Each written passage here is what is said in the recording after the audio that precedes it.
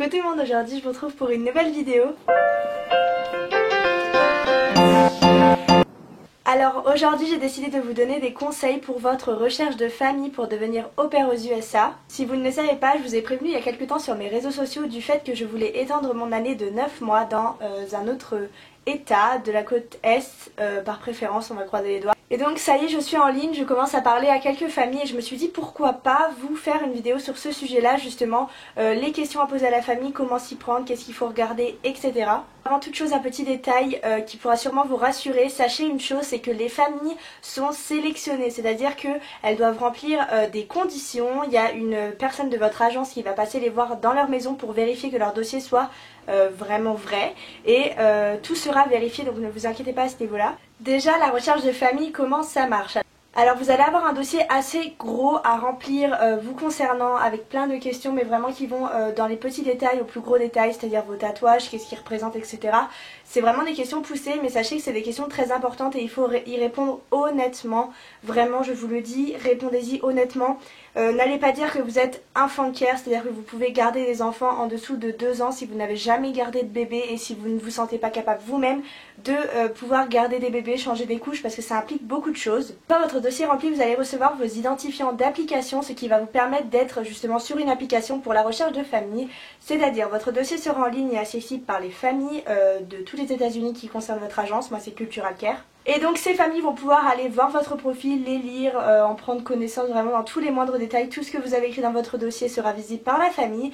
Et une fois qu'elle vous aura choisi, elle vous enverra une demande d'ajout. C'est un petit peu comme sur Facebook. Pour la demande d'ajout de la famille reçue, vous allez pouvoir tout simplement prendre connaissance de leur dossier dans les moindres détails pour eux aussi. Donc vous avez vos emplois du temps, les informations sur la famille, où ils habitent, quel âge ils ont, ce que les enfants aiment faire, qu'est-ce qu'ils recherchent pour une au pair en particulier, qu'est-ce qu'ils ne veulent pas, qu'est-ce qu'ils veulent, je sais pas, leur religion, leur ville, leur maison, quelle partie de la maison sera à vous, donc est-ce que vous avez votre propre salle de bain, est-ce qu'ils voyagent beaucoup, quelles sont leurs professions, qu'est-ce qu'ils aiment faire à l'extérieur de la maison, est-ce qu'ils ont déjà accueilli nos pères, comment ils veulent tout simplement que vous vous comportiez avec les enfants, dans le sens où, par exemple, je donne un exemple bête, mais si ils veulent que vous parliez français avec les enfants, en général c'est stipulé dans le dossier. Mon premier conseil va s'installer dans cette explication. Je vous conseille vivement de prendre connaissance de tout le dossier des familles qui vous demandent. Vraiment prenez connaissance de tout, lisez tout, pas que la localisation, le nombre d'enfants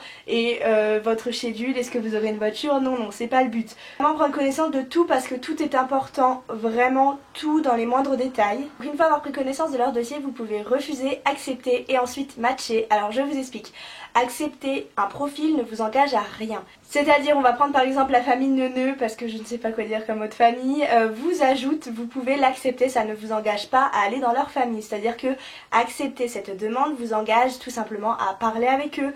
Une fois que vous aurez accepté, vous aurez accès à leur Skype et à leur email, donc je vous invite vivement à envoyer un email directement une fois avoir accepté. Donc ça ne vous engage à rien, juste à discuter avec eux. Vous pourrez toujours refuser par la suite cette famille si après le Skype ou après les mails vous voyez justement que ça ne colle pas. Vous pouvez toujours refuser. La seule chose qui vous engagera à partir dans cette famille, c'est le match, donc ça c'est l'étape d'après.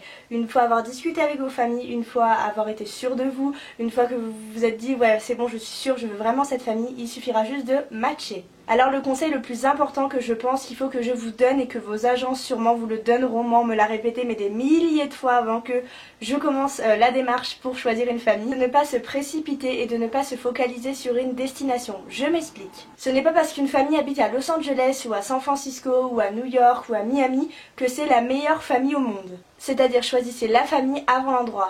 Deuxième conseil, d'accepter ou de la refuser. Ne faites pas d'erreur à refuser une famille qui au final vous plaît au fond de vous. Un mail assez positif, je pense que toute famille sera heureuse de recevoir un mail positif. La famille va se dire ah, quatrième conseil, sachez une chose, à mon avis la famille avec qui vous allez parler par mail va à un moment ou un autre vous proposer un Skype. Chose très importante à faire avant de faire ce Skype, c'est de vous préparer des questions à poser à votre famille sur un papier, sur un calepin ou ce que vous voulez.